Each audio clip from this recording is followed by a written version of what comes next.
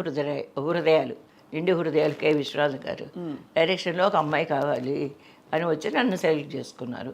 దాంట్లో ఒక పాట ఉంది, ఒక బీద అమ్మాయిగా ఒక తాతను పట్టుకొని జోల తగిలించుకొని ఒక సాంగ్ కూడా ఉంది. ఎలా చేశానో ఏంటో నాకేం తెలీదు. లిప్ మూమెంట్ అవంతా ఏదో చెప్పారు, చేసేసాను. దానికి బేసిక్గా కారణం ఏంటంటే డ్యాన్స్ రావడం వల్ల ఆ ఎక్స్ప్రెషన్స్ అవి పాట రాసిచ్చి పాడమనేవాళ్ళు. పాడేసాను, ఏదో అయిపోయింది అది. ఆ తర్వాత నేను పెద్ద మనిషి అయిన తర్వాత మా నాన్నగారు అమ్మగారు ఇంకా అక్కడ ఉండకూడదని చెప్పి షిఫ్ట్ చేశారు.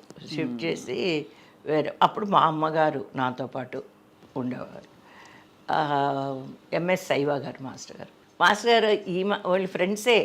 ఎంఎస్ శైవ గారు వచ్చి ఇక్కడికి సత్యం మాస్టర్ గారి దగ్గరికి వచ్చి, బాబా మంచి అమ్మాయిలంతా సత్యం పట్టేశావు నువ్వు, అందమైన వాళ్ళంతా పిల్లలందరూ నీ దగ్గర ఉన్నారు అని అప్పుడప్పుడు వచ్చి మాట్లాడి వెళ్ళేవారు.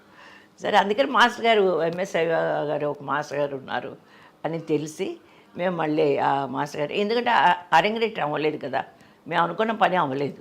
మేము వచ్చింది, మా నాన్నగారు మా అమ్మగారు నన్ను తీసుకొచ్చింది జస్ట్ డ్యాన్స్ నేర్పించడానికి. అవును, అరంగేట్రం చేయించాలి, మా అమ్మాయికి డ్యాన్స్ అంటే ఇష్టం, ఇంతే. ఇంక సినిమా అసలు ఇదే లేదు, థాటే లేదు. తర్వాత ఎంఎస్ చేసేటప్పుడు శైవ మాస్టర్ గారి దగ్గర నేర్చుకుంటున్నప్పుడు అప్పటికి కరెక్ట్గా 13 years వచ్చాయి నాకు. మా రామ విజేత ఫిలిమ్స్ ప్రొడ్యూసరు డైరెక్టర్ ఇద్దరు బ్రదర్స్, వాళ్ళకి మా మాస్టర్ గారు ఫ్రెండ్ అన్నారంట, ఒక 18 ఏళ్ళ అమ్మాయి కావాలి, ఒక హీరోయిన్గా కొత్తగా మేము ఛాన్స్ ఇస్తున్నాం కాబట్టి పేపర్లో వేసాం, మీకు ఎవరైనా తెలుసుంటే ఒక మంచి డాన్సర్స్ అమ్మాయిలు ఉంటే చెప్పండి అంటే, అప్పుడు మా మాస్టర్ గారు మా అమ్మగారిని అడిగారు. అంటే అప్పుడు మా నాన్నగారిని అడిగి, సరే చూద్దాం, సెలెక్ట్ అయితే అప్పుడు చూసుకుందాం అనే ఉద్దేశంతో అప్పుడప్పుడే ఫొటోస్ తీశారు. నా ఫొటోస్ సన్నగా ఉండేదాన్ని. ఓకే, అప్పటికే 2000 ఫొటోస్ వచ్చాయంట, 2000 ఫొటోస్ వచ్చాయి కంపెనీకి. వచ్చినప్పుడు నా ఫోటో తీసుకెళ్ళి మా మాస్టర్ గారు ఇచ్చారు. 2000 ఫోటోల్లో మీ ఫోటో? నా ఫోటో. అప్పుడు నన్ను సెలెక్ట్ చేసుకున్నారు. అది చేసుకున్న తర్వాత పెద్ద సంతోషం లేదు, ఏమీ లేదు. ఎందుకంటే అసలు ఒక ప్యాషన్ యాక్ట్ చేయాలని, నాకు చాలా ఇష్టము సినిమా ఫీల్డ్. ఏం లేదు కదా, మా ఇంట్లో లేదు, నాకు లేదు. ఏముండేది మీ మైండ్లో అప్పుడు? ఎందుకంటే ఆడపిల్లలకి ఏదో ఒకటి ఉంటుంది, నేను ఫేమస్ అవ్వాలి, లేదు మంచి బట్టలు వేసుకోవాలి, లేదు మంచి పెళ్లి చేసుకోవాలి, ఏదో ఉంటుంది కదా. ఉంటుంది కదా, కానీ నాకేమీ లేదు. మీకేమీ లేదు? నాకేమీ లేదు. సర్దుతున్నారు, బట్టలన్నీ సర్దుతున్నారు. అప్పుడు బెడ్ ఉండేది కదా, బెడ్ హోల్డర్ ఇలాగా అది ఉంటే మేము అప్పుడప్పుడు అది మేము అప్పుడప్పుడు చెన్నైకి వచ్చేవాళ్ళం ఫ్యామిలీతో.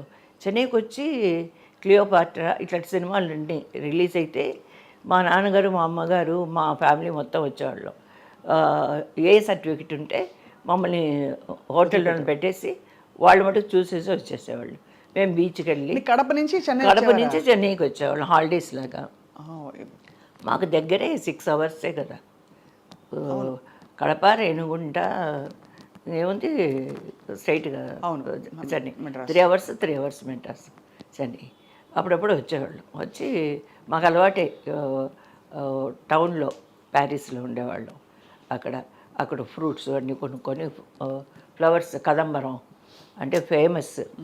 కదంబరం అంటే అన్నీ కలిసిన పూలు, కనకాంబరం, మల్లెలు, జాజులు, మరం, దవణ ఇవన్నీ కలిపి అవన్నీ తీసుకొని బుట్టలు గిట్టలలో ఫుల్గా తీసుకొని అక్కడ బీచ్ అంతా వెళ్ళి చూసుకొని మళ్ళీ వెళ్ళిపోయేవాళ్ళం. హాలిడేస్ లాగా వెళ్ళిపోయేవాళ్ళం. ఆ అలవాటు ఉండేది మాకు. మళ్ళీ చదువుకోవడం అలా ఉండేది. కానీ చెన్నై టచ్ ఉంది మాకు, అంతే. తర్వాత 2000 ఫోటోగ్రాఫ్స్లో మిమ్మల్ని నన్ను సెలెక్ట్ చేశారు. చేసిన తర్వాత ఏమన్నారు, షూటింగ్ అన్నారు.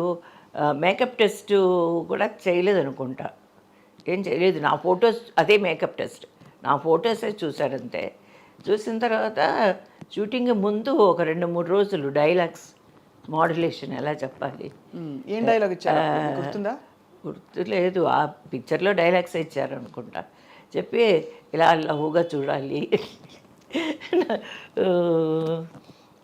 పేరు జ్ఞాపకం లేదు. నల్లగా సూరి గారు కో డైరెక్టర్. చూడండి ఎంత జ్ఞాపకం ఉంది ఇంకా. సూరి గారు అంటే అంత గౌరవించేవాళ్ళం, భయపడేవాళ్ళం అసలు. అమ్మ కో డైరెక్టరు, ఈయన చెప్పినట్టు డైలాగ్స్ వినండి, ఈయన చెప్పినట్టు మాడ్యులేషన్తోనే చెప్పాలి అని అంటే, సరే సార్, అలాగే సార్ అని అలా కూర్చొని మా అమ్మ కూడా, మా అమ్మ ఉండేది ఎప్పుడు. అలవాటు అయిపోయింది అది. అది ఆల్మోస్ట్ అప్పట్లో ఆర్టిస్టులతో వెనకాల మదరే వచ్చేవాళ్ళు. ఎక్కువ మదర్ వచ్చేవారు, అవును. కానీ ఎక్కువ mother ఇంతమంది పిల్లలు ఉండగా మీకు స్పెషల్గా మీతో వచ్చారు, అది గొప్ప విషయం. గొప్ప విషయం కాదు, చాలా సాక్రిఫైస్ చేసినట్టే మా అమ్మ. అంతే. మీ చెల్లెళ్ళు కూడా, అక్క చెల్లెళ్ళు, అందరూ మా ఫ్యామిలీ గురించి చెప్పాలంటే కరెక్ట్. మీరు మంచి మాట చెప్పారు. వాళ్ళ గురించి చెప్పాలంటే నిజంగా ఈ రోజుకి ఫుల్ సపోర్ట్ మా సిస్టర్స్ నాకు, brothers of course, brothers sisters ఈ రోజుకి. మీరు వాళ్ళకి మీ కెరియర్లో బోల్డ్ చేస్తుంటారు చూసుకుని. అంటే మ్యారేజ్ వరకు నా సపోర్ట్ ఉండింది వాళ్ళకి. కానీ ఈ విజయాను ఈ చీర కట్టుకో ఎప్పుడు పాజిటివ్గానే చెప్పేవాళ్ళు, కానీ ఈ రోజు వరకు కూడా నెగిటివ్గా ఎప్పుడు చెప్పరు. నేను మొన్న సీరియల్స్ చేసినా కూడా ఆ సీరియల్లో చీర బాగుందా, అదే బాగుంది విజయ, నువ్వు చక్కగా ఉన్నావు, నువ్వు అందంగా ఉన్నావు, ఇలాగే చెప్తారు, కానీ నెగిటివ్గా ఏం చెప్పరు అసలు. తర్వాత వాళ్ళు సపోర్ట్ లేకపోతే నేను ఇంత దూరం వచ్చేదని కూడా కాదు. ఎందుకంటే మీరు అన్నట్టు మా మదర్ నాతో ఉన్నప్పుడు, అప్పటికి నా లాస్ట్ తమ్ముడికి 10 ఏళ్ళు డిఫరెన్స్. వాడిని వదిలేసి మా మదర్ నాతో ఉండేది. అక్కడ మా సిస్టర్సే చూసుకునేవాళ్ళు మా తమ్ముళ్ళని కదా. అది గ్రేట్ కదా, చాలా గ్రేట్. చాలా వాళ్ళందరూ అర్థం చేసుకుని ఆల్మోస్ట్ ఇది మీకు భగవంతుడు అనుకున్న ఒక వరమే. ఇదంతా కూడా బ్లెస్సింగ్సే నాకు నిజంగా.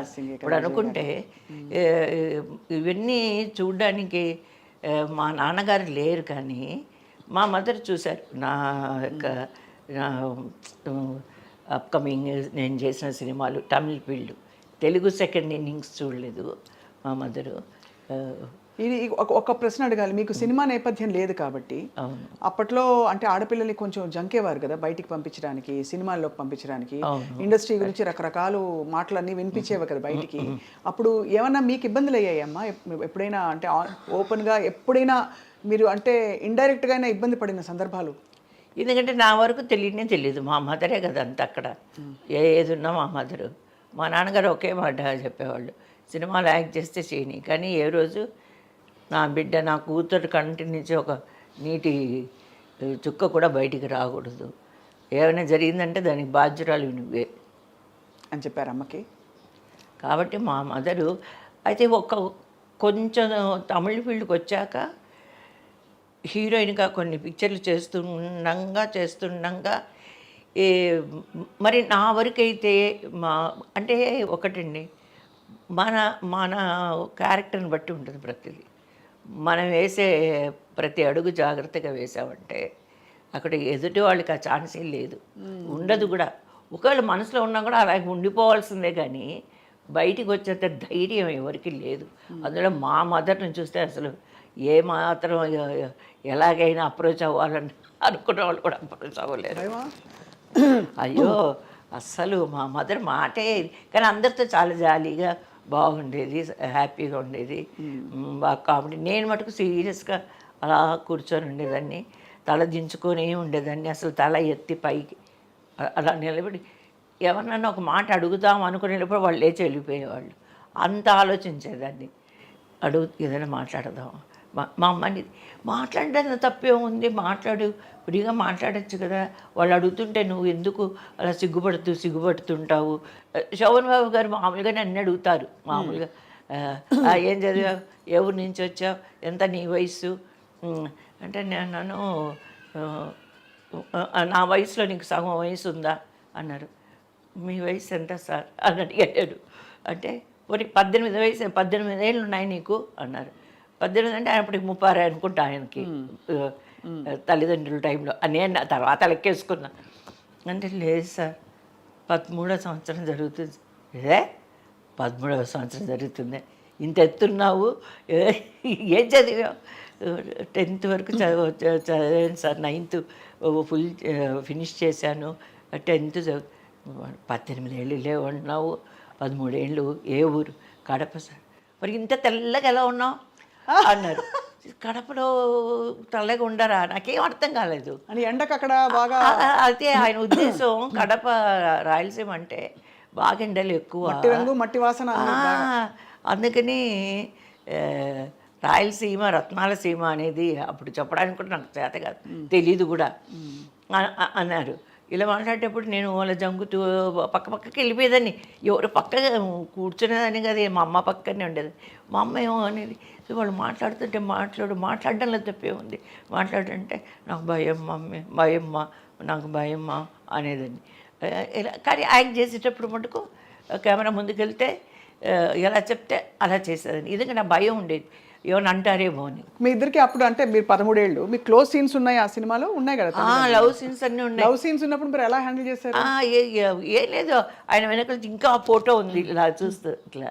ఎందుకంటే అన్నీ డ్యాన్స్ ప్రభావమే. ఇలా చూడడం, అలా సిగ్గుపడ్డం, ఇవన్నీ వచ్చేటివి కదా కృష్ణ శబ్దంలో. ఇలా చేస్తే భామా కలాపం అలాగా ఇవన్నీ వచ్చి డ్యాన్స్లో నేర్చుకున్న విషయాలే కాబట్టి అక్కడ ఎలా చెప్తే అక్కడ అలా డైలాగ్ చెప్పేది.